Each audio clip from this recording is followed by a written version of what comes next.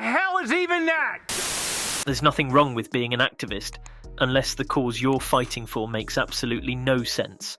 Before we get into some of the most absurd examples, let's listen to why Delta wants to make their gate announcements more gender inclusive. Sure you're gonna tell me? As always, stick around to the end for the recap, this week's woke news, and much, much more. But the other more subtle forms of communications, I would call them the little c communications. They might even be verbal communications. So we're beginning to take a hard look at things like our gatehouse announcements. You know, we welcome ladies and gentlemen, and we've asked ourselves, is that as gender inclusive as we want to be?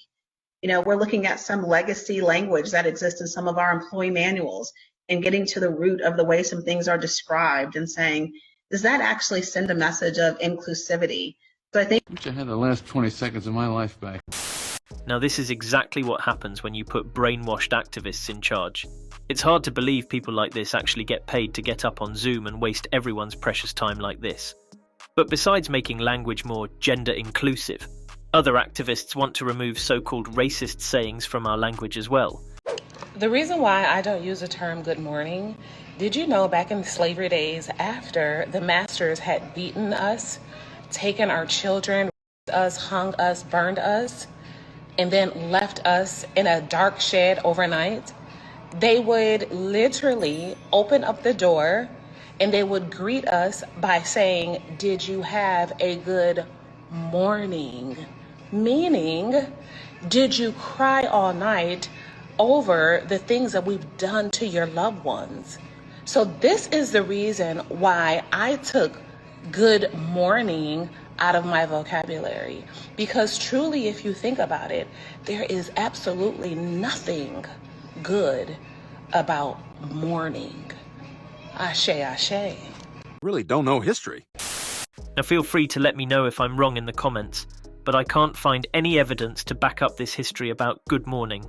I bet next up we'll be told that good night signifies the armour-clad crusaders who kidnapped people into slavery. But it's common for people to make up non-existent problems for themselves. Listen to what this man describes as his biggest struggle. I think we need a transgender president. And here's why. There is no greater struggle than being trans. You're constantly hated. You're constantly... people want to unalive you just because of who you are. If we had transgender president, the world would be a much better place. And maybe all our haters might actually leave the United States instead of staying here. We, the people, run this country. Not our presidents. Not our congressmen. Not our Senate. Our Constitution says, we, the people. So, maybe, who's with me? We need a transgender president. I'm up for it. Anybody else? Who's going to be a candidate? Now I think I speak for everyone here when I say no one wants to unalive anyone, but it goes without saying that the president of any country should be concerned with the country's prosperity, not its citizens' sexual identities and preferences. And next up is another example of people making up problems out of thin air. This was from Iceland. Take a look. Women are still earning approximately 21% less than men, but also the unpaid work that we do at home for children, for our relatives, and so on, and also the mental load that we take on in our households, as well as gender-based and sexual violence, which a big study here showed that about 40% of Icelandic women experience in a lifetime. We are still seeing that female-dominated professions are severely undervalued, and that causes the big wage gap that we're seeing between men and women in Iceland. Now let me know your thoughts in the comments, but suggesting anyone get paid for their mental load is like compensating someone for the thoughts in their head, which I don't see any society doing at the moment, and I don't see that changing anytime soon. And speaking of things that don't make any sense, see if you can follow along the rationale for this next self-proclaimed comedian and trans activist. Fortunately, the only point of activation I'm given in contemporary political grammar is to say, I, a trans person, need support from my non-trans allies. I'm so bored. I would like to introduce a new language. I, a trans person, have discovered the brilliance and vibrancy that is possible on this earth when you reallocate your energy and time away from trying to emulate 19th century colonial Victorian gender norms. And instead, spend your time having fun. And who made you feel like you couldn't have fun now? Now, truly, no one cares how absurdly you choose to dress or which gender norms you're trying to break. The real issue here is that gender identity seems like the only issue that folks like this think actually matters in life, and our world is becoming overly fixated on accommodating this minority of people. If you don't believe me, just listen to how this Houston Police Department investigated a shooter's pronouns as part of their analysis.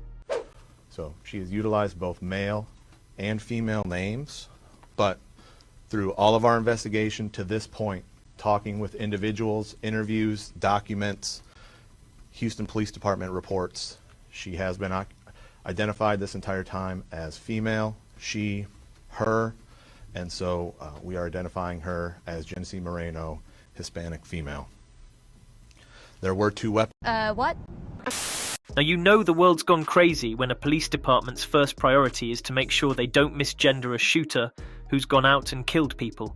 It's just unfortunate for the people of Houston that this is where their taxpayer dollars are going. And even the Jedi in Star Wars are afraid to use the wrong pronouns.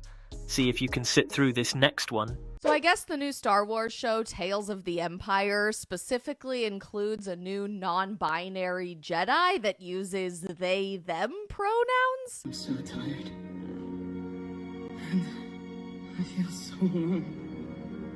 Then come with me.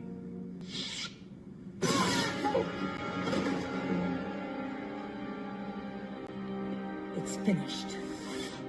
They're still alive. We need to get them to the ship. We can save them. Forget it. Let them die. It's not worth the trouble.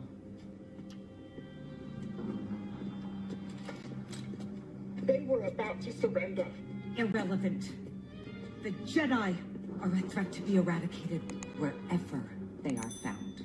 Beyond just, the general destruction of the Star Wars franchise at the helm of Kathleen Kennedy, my arch nemesis. In what world are Sith Lords working for the Empire, defeating the Jedi, evil enough to slaughter you, to stab you with a lightsaber, but they're polite enough to respect your pronouns? The math ain't mathin' for me, if we're being honest. Now, I'm not sure why they're using fake Earth pronouns in a galaxy far away, but this really sums up how much the world is changing for the worse. As we'll also see in our final clip of the day, most people just don't want to face the wrath of getting cancelled or called a bigot. You're rude! Absolutely not! Don't ever call me transphobic, ever! You do not know me! You're being transphobic, Karen. Do not call me transphobic. You are transphobic. Now get out. I want a refund. You're not having one, do you? Please then. Hi, get out. Absolutely. You are trespassing now. They've got cameras. You are trespassing. We've Get got out. cameras. Get out. You are trespassing. Apparently, we said something transphobic. You actually, you bastard. Holy cow! Calling someone transphobic because they don't indulge your delusions is wild, and I'm glad the camera caught the assault at the end. Something tells me this man's going to identify as unemployed very soon.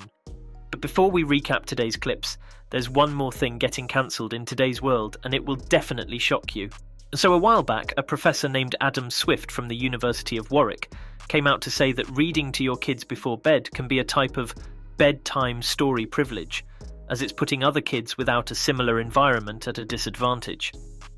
And Professor Swift wasn't calling for an outright ban of bedtime stories, but he was saying that parents should feel bad about reading to their kids every now and then, which is probably one of the most insanely idiotic takes I've ever heard.